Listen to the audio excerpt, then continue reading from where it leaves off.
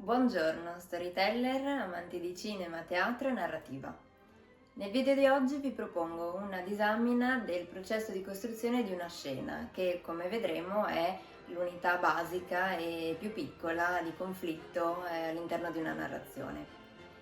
Prenderemo ad esempio alcune scene tratte da film che noi tutti conosciamo e concluderemo poi con una piccola sorpresa, quindi rimanete con me fino alla fine per non perdervela. Cominciamo dalle basi. Che cos'è una scena? Una scena è un'unità di conflitto all'interno di una narrazione che finisce sempre con un cambiamento. Si compone in particolare di tre elementi. Un inizio, innanzitutto, dove capiamo quali sono i personaggi coinvolti, qual è la situazione dove ci troviamo e che cosa sta succedendo. Un conflitto che altera in qualche modo questo equilibrio iniziale e un cambiamento, cioè alla fine della scena in che direzione si è mossa la storia, che conoscenza ha acquisito il personaggio, come è cambiato il suo punto di vista riguardo al tema di cui si è parlato. In particolare, la regola d'oro, diciamo, della costruzione di qualsiasi scena è che una scena, per funzionare bene, deve impulsare la storia verso una nuova direzione, deve darmi nuove informazioni su un personaggio, raccontandomi magari quali sono le sue paure, i suoi pregressi, il suo trascorso e i suoi desideri.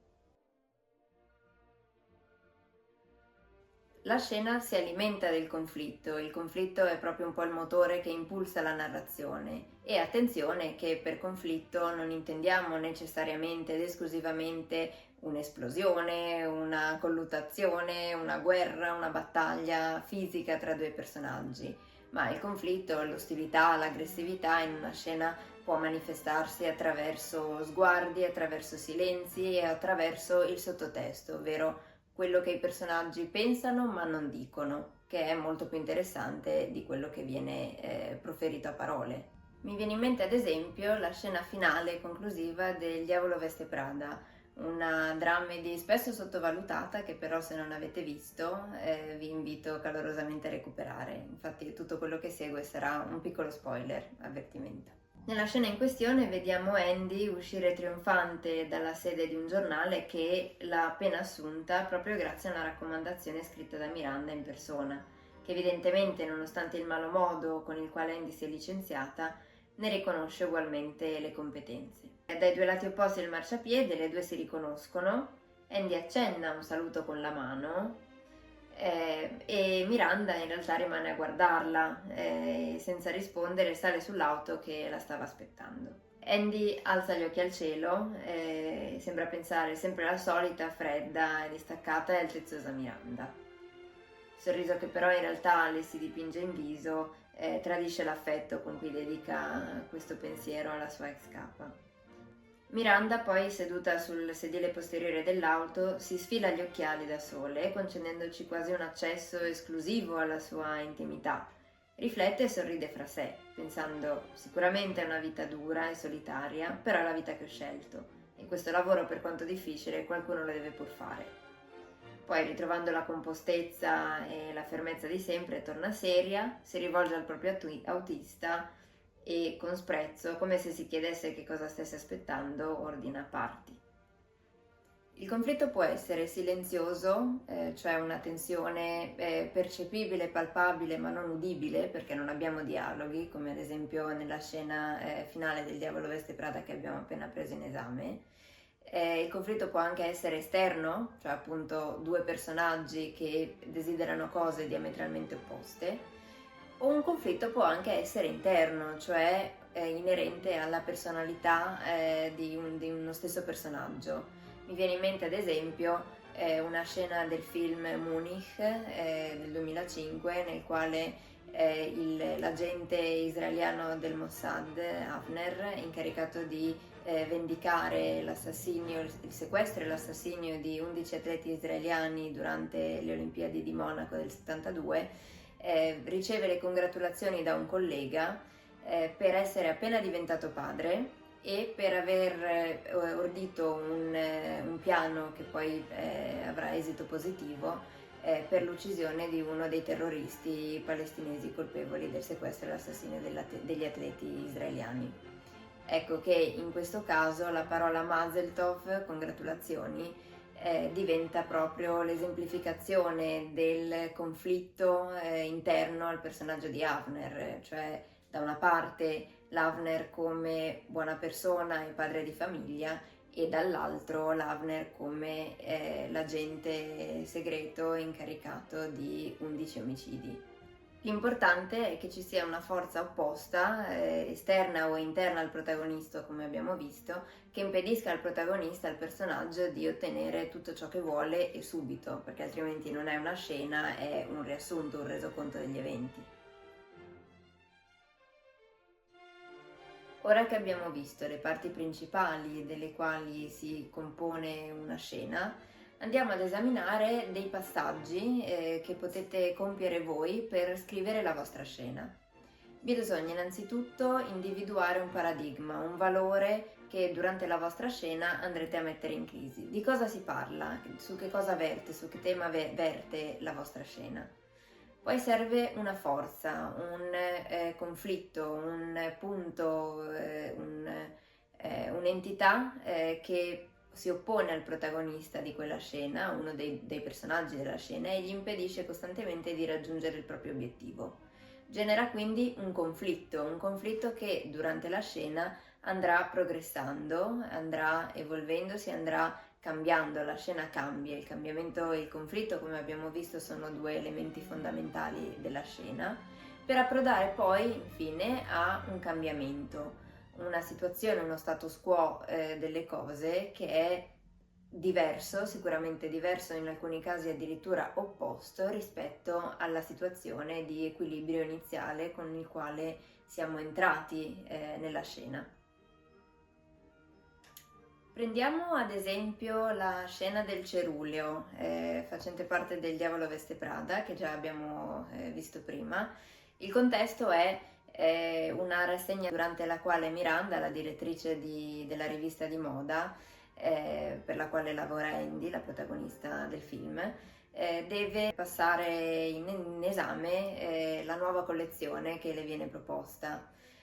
La tensione scala improvvisamente quando Andy, che è incaricata di prendere appunti, è incapace di riconoscere la differenza tra due cinture di colore azzurro che a lei sembrano esattamente identiche. E le sfugge una risatina. Andy menziona anche che lei, dopo tutto, sta ancora imparando tutto di questa roba, espressione che dalla quale Miranda sembra assolutamente scioccata e che mette in moto la sua reazione, che poi genera il picco di conflitto. È un'escalation di tensione all'interno della scena ed è dato proprio dalla reazione di Miranda.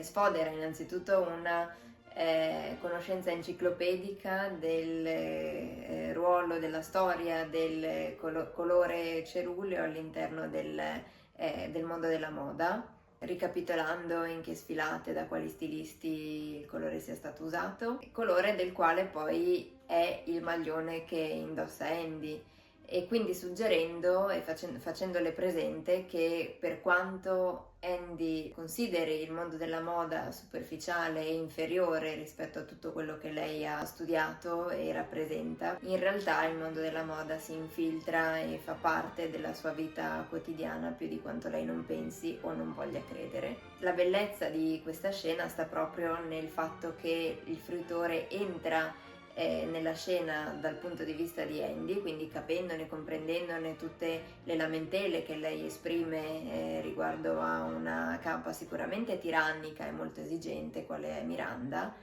e ne esce poi però dal punto di vista di Miranda, della quale riconosce innanzitutto la conoscenza del mondo della moda, la competenza professionale e i motivi per i quali Miranda è così esigente con i propri sottoposti. Ecco, la questione più importante di una scena, l'obiettivo più importante di una scena è che qualcosa cambi. Se alla fine di una scena tutti i rapporti tra i personaggi, il punto di vista che il fruitore ha dei personaggi e del tema del quale si parla sono esattamente identici, probabilmente la scena non è utile e si può tranquillamente tagliare dalla vostra narrazione. Alcuni neofiti, nel momento in cui si accingono a scrivere la loro prima scena, possono incappare in alcune trappole che sono particolarmente comuni. Ne vediamo di seguito alcune. Per esempio l'uso di espressioni, locuzioni sicuramente di uso quotidiano che però non impulsano la storia. Per esempio, se i personaggi si limitano semplicemente a parlare senza esprimersi su quello che davvero desiderano, su quello che cercano, non succede nulla e la storia non si evolve e noi non scopriamo nulla di nuovo sui personaggi. Attenzione però che alcune espressioni, alcune locuzioni, per quanto di uso quotidiano, possono in realtà rivelare molto sui personaggi coinvolti in una scena. Prendiamo ad esempio questa situazione: un padre di famiglia sulla cinquantina sta facendo colazione con la figlia adolescente che sa essere rincasata alle 4:30 del mattino. In una situazione di silenzio assoluto in cui i due personaggi si scrutano senza dire una parola, se al termine di alcuni secondi appunto di silenzio il padre lo rompe solo per chiedere alla figlia di passargli lo zucchero, ecco che la semplice frase "passami lo zucchero", per quanto comune di uso quotidiano, in realtà in questo contesto, in questa situazione, si carica di una portata emotiva sicuramente molto efficace dal punto di vista drammatico. Un altro errore che un neofita potrebbe commettere è il fatto di cominciare a scrivere una scena senza però aver chiaro dove vuole andare, che direzione vuole dare alla scena e qual è il cambiamento che vuole trasmettere, come voglio entrare nella scena, ma soprattutto come ne voglio uscire. Devo sempre avere molto chiaro sin dall'inizio, quando comincio a progettare lo svolgimento di una scena, dove voglio arrivare e quale deve essere la sua conclusione, in modo poi che da lì possa progettare a ritroso lo svolgimento della scena stessa. Passiamo ora alla sorpresa che vi avevo promesso all'inizio. Alla luce di tutto quello che ci siamo raccontati fino adesso, andiamo ad analizzare una scena da me scritta e individuare i vari elementi dei quali abbiamo parlato fino ad ora. La scena in questione prevede due personaggi e un'unica location, quindi un ambiente di interazione molto ristretto. I due personaggi coinvolti sono Eloise e Dominique, entrambi sulla trentina. La scena comincia con Eloise che sta fumando una sigaretta seduta su una panchina. Dominique arriva da dietro e gliela sfila dalle dita. Eloise non si gira, sorride, ne riconosce il tocco della mano e quando Dominique, che invece di spegnere la sigaretta se la porta alle labbra ma non essendo abituato a fumare tossisce, lei ride. Con la sigaretta ancora tra le dita, Dominique ricorda a Eloise che non dovrebbe fumare, che dovrebbe smettere di fumare e le chiede perché continua a fumare. Ed Eloise risponde che lo fa perché la fa sembrare magnifica. Dominique le suggerisce di provare a mangiare di più perché è molto magra e Eloise risponde criticando Dominique per quanto grasso è. Lo scambio di battute è dovresti provare a mangiare, sei troppo magra, e lei risponde e tu sei troppo grasso. Dominique allora prova una nuova entrata e dichiara di aver imparato finalmente a cucinare. E di fronte allo scetticismo che Eloise dimostra, Dominique la invita a cena, un invito che Eloise accetta con grande sorpresa di Dominique, accetta però secondo le proprie condizioni. Infatti incurante delle preferenze espresse da Dominique in base ai propri orari lavorativi, Eloise decide giorno e ora nei quali andrà a cena da Dominique.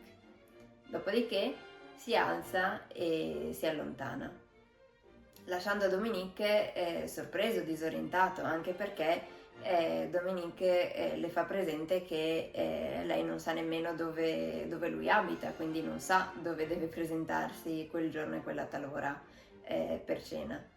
Al che Eloise gli lancia un'occhiata, uno sguardo malizioso e suggerisce che in realtà lei non ha bisogno di sapere dove lui abita, e dispone in modo che Dominique la vada a prendere dove lei vive alla talora e il giorno che hanno concordato.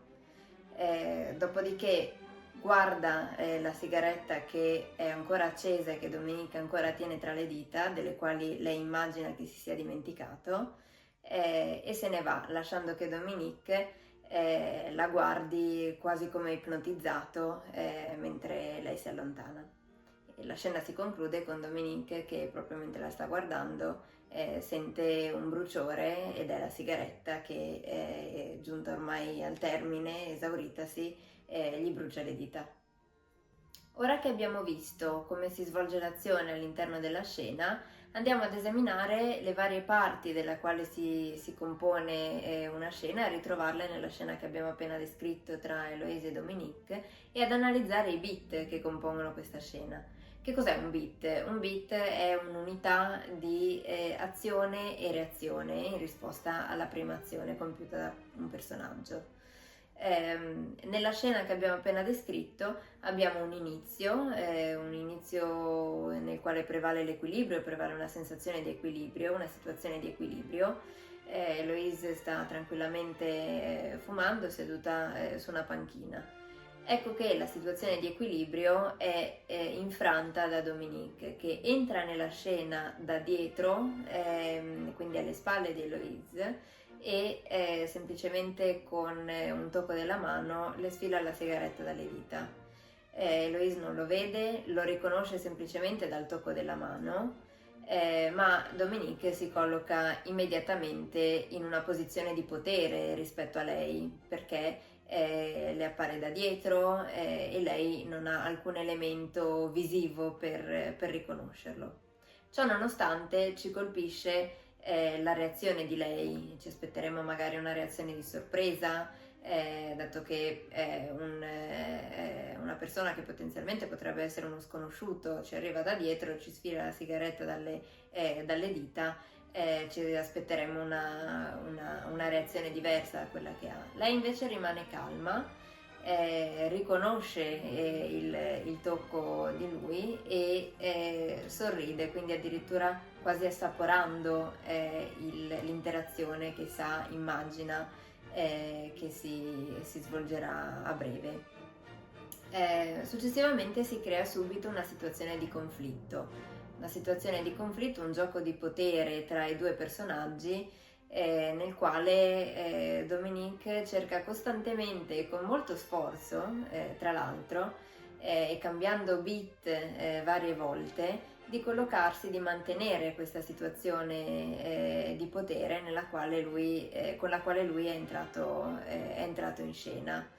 In particolare prima ricorda a Eloise che dovrebbe smettere di fumare, le chiede il motivo per cui lo fa. Quando vede che non riesce a entrare in quel modo, cambia beat e dichiara di aver imparato finalmente a cucinare. Cambia ulteriormente beat rivolgendole l'invito a cena, e rimane molto sorpreso quando lei lo accetta praticamente immediatamente. Ancora più sorpreso rimane quando lei detta a propria volta le condizioni secondo cui questa cena dovrebbe avvenire. È quindi un gioco di potere nel quale lui appunto cerca con molto sforzo costantemente di mantenerlo, e lei con molto poco sforzo, molto facilmente, costantemente lo rovescia. È un po' come il gioco di potere che si instaura tra è una preda che sfila, si pavoneggia costantemente, un po' maldestramente, un po' goffamente, davanti a un predatore. All'interno della scena poi si notano alcune allusioni al passato, al pregresso, al trascorso dei due personaggi, come ad esempio il fatto che Eloise non si prenda il disturbo a dargli l'indirizzo presso il quale lui dovrà poi andarla a prendere, o lo scetticismo con il quale Eloise accoglie la notizia che Dominica ha imparato finalmente a cucinare, ci suggerisce che c'è un trascorso tra i due, che c'è un passato, c'è una storia, che i due condividono un passato, già si conoscono, non sono perfetti sconosciuti, e quindi anche questo contribuisce ad alimentare nel fruitore la curiosità di scoprire che tipo di rapporto lega i due personaggi. Abbiamo visto che la scena è un'unità di conflitto basica che può avere anche un senso estrapolata dal resto della narrazione, può sussistere, può stare in piedi da un punto di vista dello storytelling e da un punto di vista drammatico, anche presa a sé stante.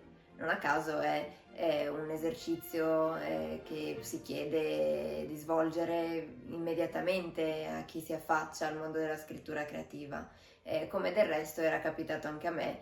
Il mio primo compito nel momento in cui ho cominciato a studiare storytelling e scrittura creativa è stato proprio quello di scrivere una scena. 3 personaggi ambientati in un'unica location, quindi un ambiente molto, molto ristretto per massimizzare le potenzialità di conflitto. Fatemi sapere con un like se avete trovato utile o interessante questo video, e fatemi sapere nei commenti se volete magari analizzare insieme una scena tratta da un film che conoscete o una scena, perché no, che avete scritto voi. Un saluto e iscrivetevi al canale per nuovi contenuti riguardo allo storytelling applicato a cinema, teatro e narrativa. Ciao!